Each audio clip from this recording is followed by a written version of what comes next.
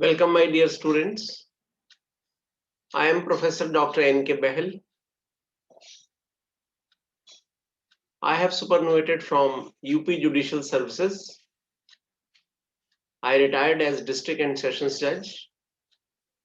Now I am back to my original habit of teaching law. So, dear students, today we will start Constitutional Law 2nd, Unit 1, first lecture. And the topic for the day is definition of state for enforcement of fundamental rights. I wish to tell you first of all as to why definition of state is required, why it is essential that we are studying definition of state. Dear students, you will see that the duty of protection of fundamental rights is casted upon the state. If you will see the beginning of so many fundamental rights like right to equality in Article 14, it reads like this, that state shall not deny to any person equality before the law or equal protection of the laws within the territory of India. So maintaining equality before law is the duty of the state. Likewise, you will see the beginning of Article 15, that state shall not discriminate against any citizen on the grounds only of religion, race, caste, sex, place of birth, or any of them. Again, the duty is casted upon the state not to discriminate against any citizens. Likewise, you will see the language of Article 16 also. It reads like this, that there shall be equality of opportunity for all citizens in matters relating to employment or appointment to any office under the state. So you will see throughout the chapter of fundamental rights, it is a duty of the state to protect the fundamental rights of citizens and other persons also. Hence, there is a need of defining the word state. The definition of word state is given in Article 12 of our Constitution. And if you see the language of Article 12, then this article reads like this, that in this part means part 3rd relating to fundamental rights. In this part, unless the context otherwise requires, the state includes Government and Parliament of India and the government and the legislature of each of the state and all local or other authorities within the territory of India or under the control of Government of India. So this is the definition of state given in Article 12. Dear students, you know it, that certain rights are given by the state and they are given to the individuals against one another, but certain fundamental rights are available only against the state. Therefore, whether a constitution says it or not, it is generally presumed that fundamental rights are available against the state. That is, against actions of the state and its officials. Thus, violation of right to property, when it was a fundamental right, by an individual is not within the purview of Article 12. Thus, whole object of part 3rd relating to fundamental rights of Constitution of India is to provide protection from freedom and rights mentioned therein against arbitrary invasion by the state. If a private individual is violating your fundamental right, then the definition of state says that it is the duty of the state to protect the fundamental rights. If an individual is violating the fundamental right of another individual, then you can go to the ordinary court of law for protection of your rights. But if state is violating your fundamental rights, then it is the duty according to Article 12 that state shall not discriminate. State shall not deny to any person. But now the question is, what is the meaning of the word state? Why it was necessary to define the word state?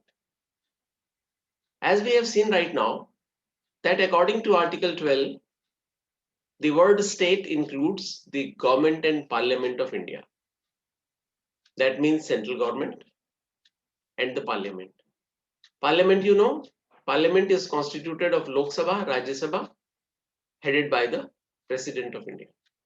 Secondly, the word state includes the government and legislature of each of the state, like UP, MP, Uttarakhand, Himachal, all other states, all state governments and their legislatures.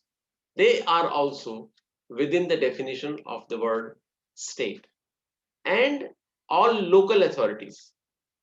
Local authorities, you know, municipalities, panchayats, and other local authorities. And last category is other authorities within the territory of India or under the control of the government of India. So these four category of governments or authorities are included in the definition of state.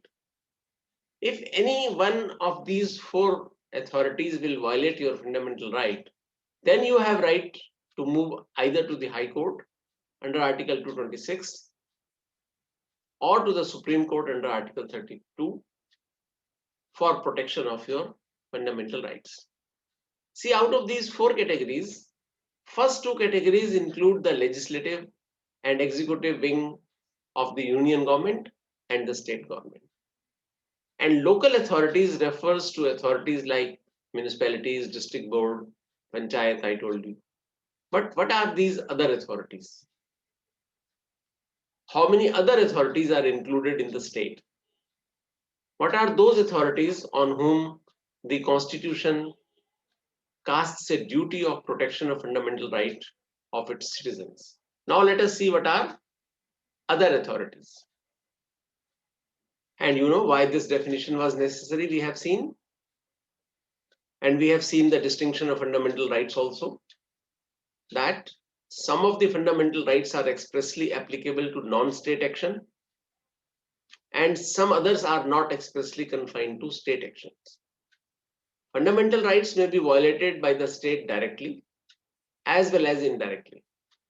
And in the former case, its officials or agencies violate them, while in the later case, it may let them violated by others through its inaction or active connivance. The later violations may be as injurious as the former one, and in such cases, state cannot escape its liability for protection of fundamental rights on the ground that they are the actions of the private individuals and not of the state. You see, there is a very important leading case on the question, what is a state? Whether the court has defined the word state and took cognizance of the word state in this sense or not. This is MC Mehta versus Union of India, popularly known as Shri Ram oleum gas leak case. Supreme Court granted relief to the petitioner against a violation of Article 21 by a company, leaving the question open whether a company was a state or not. So the company Shri Ram oleum gas leak, in this case, this oleum gas company was held liable to pay compensation to the persons, those who were injured by leakage of the gas. But the question is whether the company was a state or not. So Supreme Court granted relief to the petitioners on the petition filed by Mr. MC Mehta. But this question was left open whether the company was a state or not. So dear students, indirectly we can say that when Supreme Court granted relief to the injured persons without deciding whether the company was a state or not, obviously the definition of state has been widened because the relief was granted by the Supreme Court. See, another illustration is before you, whether only state is responsible for violation of fundamental rights or other authorities are also liable. This case is Vishakha versus State of Rajasthan. Public interest litigation was filed by a social worker for enforcement of fundamental rights under Article 14, 19 and 21 for gender equality. Supreme Court laid down the rules for controlling the sexual harassment of women in all workplaces, whether run by the state or non-state organization. Later on, Parliament enacted the Sexual Harassment of Women at Workplace Prevention, Prohibition and Redressal Act of 2013, which seeks to protect women from sexual harassment at their places of work. So dear students, the point to be noted here is that these directions were issued by the Supreme Court to everyone, whether that workplace was run by the state government as defined in Article 12, or even if it was governed by a non-state organization.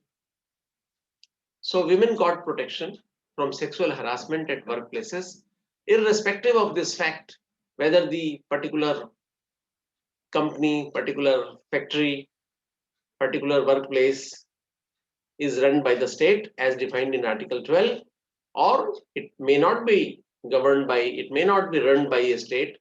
Even if it is run by a non-state organization, still the protection to the women was granted. So here again you see the definition of state is being enlarged. Even if the workplace is not governed by the state government, still this protection of fundamental rights was given by the Honorable Supreme Court. Dear students, you must know the vertical application of fundamental rights and horizontal application of fundamental rights. When we say vertical application of fundamental rights, then we are talking in this sense that the application of fundamental rights, we are talking with reference to state only, and state as defined in Article 12. And when we say horizontal application of fundamental rights, then we are talking about their application to fellow individuals or persons as much as to the state. So we have seen that definition of term state under Article 12 specifies the authorities and instrumentalities functioning within or outside territory of India, which shall be deemed to be state for the purposes of Part 3 of Constitution of India. This definition, as the language says, is inclusive and not exhaustive.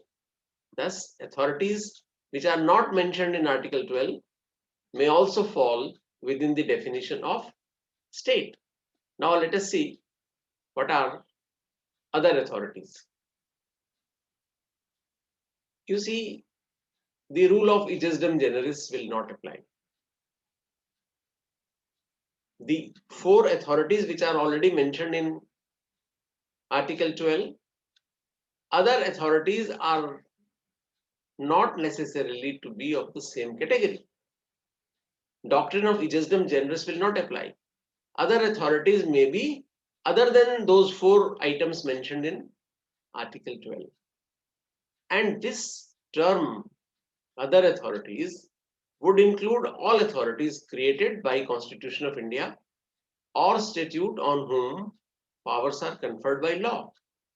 And it is not necessary that the statutory authority should be engaged in performing government or sovereign functions.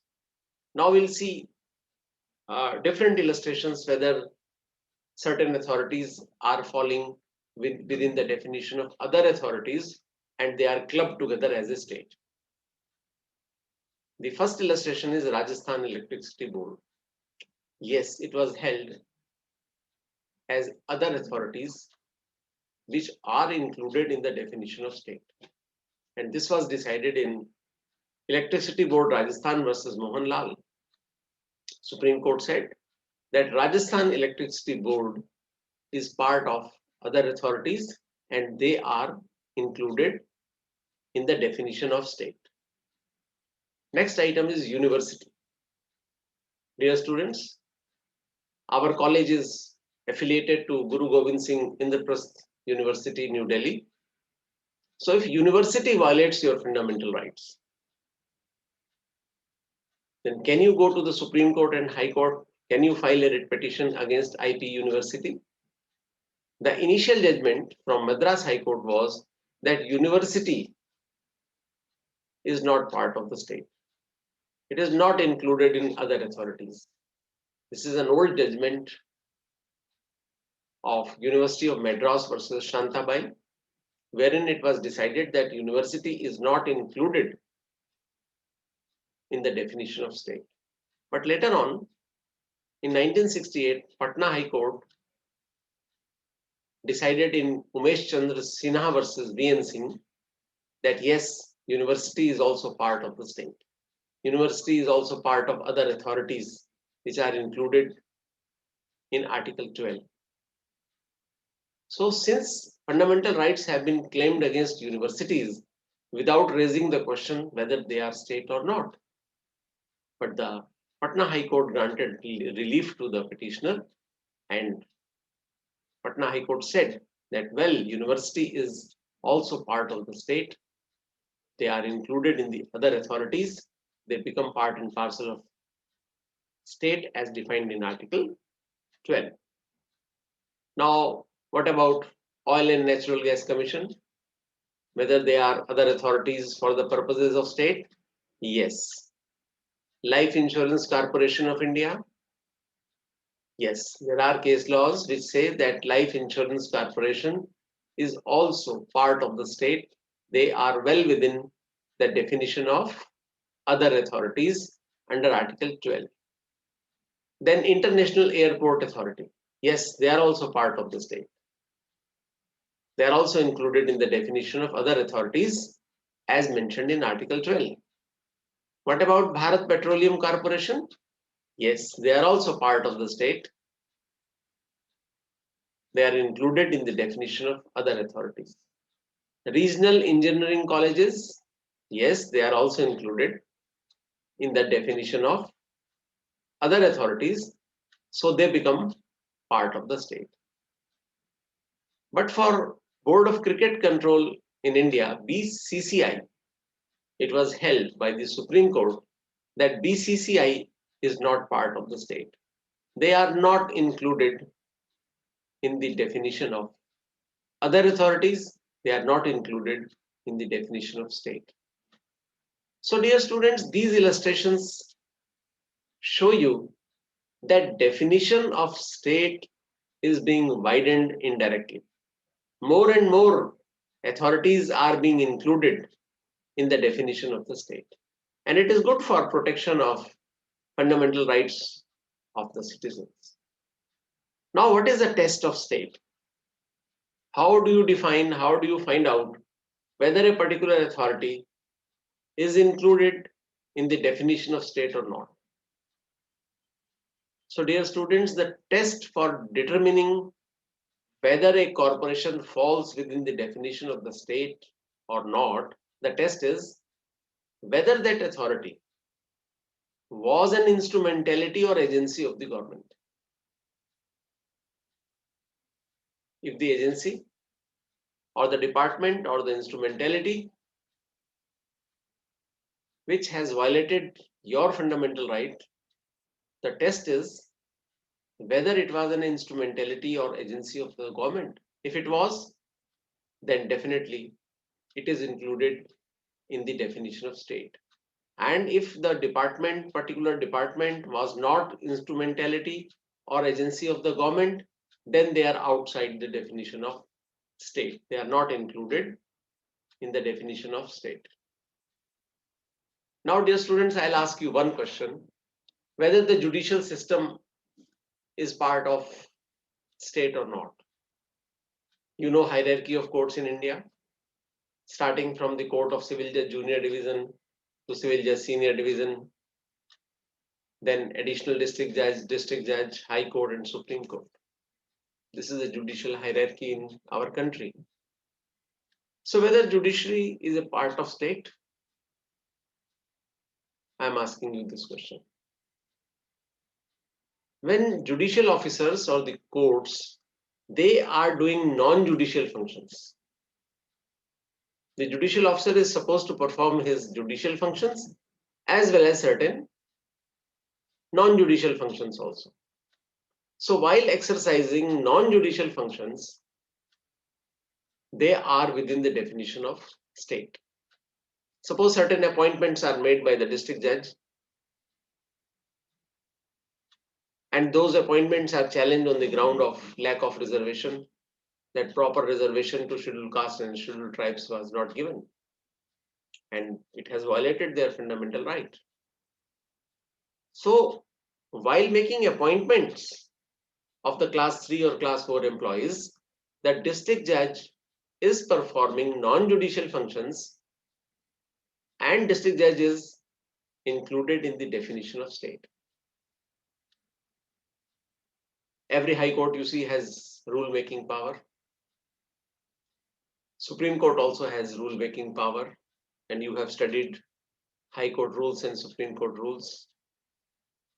And maybe that those rules are violating fundamental rights of certain citizens. Some part of the rule may be found against the fundamental right of a particular citizen. So while framing rules, the courts are within the definition of state. High Court also makes so many appointments for its class 3 and class 4 employees. Similarly, Honorable Supreme Court also has a power of appointment of its staff. So while exercising rule-making power or while making appointments, the judiciary, maybe district judiciary or the High Court or the Supreme Court, they are included in the definition of state. And it is their duty to protect the fundamental rights of its citizens. Suppose I gave you the illustration that district judge made a recruitment of class 3 employees in which reservation to scheduled castes and scheduled tribes was not given. So it was a duty of the district judge to protect the fundamental rights of scheduled castes and scheduled tribes. And dear students, judicial officers, while performing judicial functions, they are not within the definition of state. Why? Because there is no occasion for infringement of fundamental rights. Courts are there to protect fundamental rights. Courts are not meant for violation of fundamental rights. Suppose the judicial magistrate has rejected the bail application of an accused person. That accused person might say that my personal liberty has been violated since my bail application has been rejected. Yes, if the bail application has been rejected by the court of judicial magistrate, the judicial magistrate is not within the definition of state. And dear students, the exercise of judicial functions will not occasion the infringement of fundamental rights, and therefore the question of bringing the courts within the definition of state would not arise. What a judicial decision purports to do is to decide the controversy between the parties brought before the court and nothing more. They are just deciding the issues between the parties. In civil matters, issues are framed. In criminal matters, charges are framed. So judicial officers are deciding those issues and charges. So they are not within the definition of state while exercising judicial functions. That is the reason that a petition under Article 32 challenging a criminal conviction by the Supreme Court in exercise of its appellate jurisdiction under Article 136, that is SLP jurisdiction, special leave petition, that petition is not maintainable on the ground that the judgment has violated fundamental right of the accused person. See, a person was convicted by the trial court. His first appeal was dismissed by the district judge.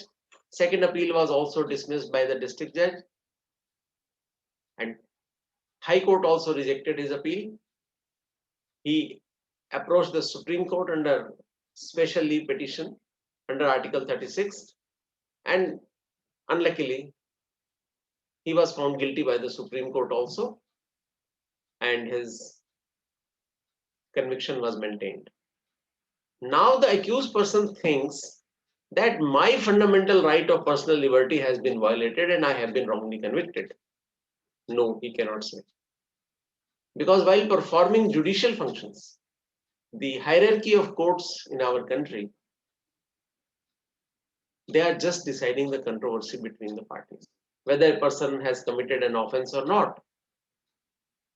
They are not deciding fundamental rights at that time, because the question whether the person has committed an offense or not depends upon the evidence produced before the court, and court takes its decision after taking into consideration all the facts and circumstances of the case and evidence available on the file.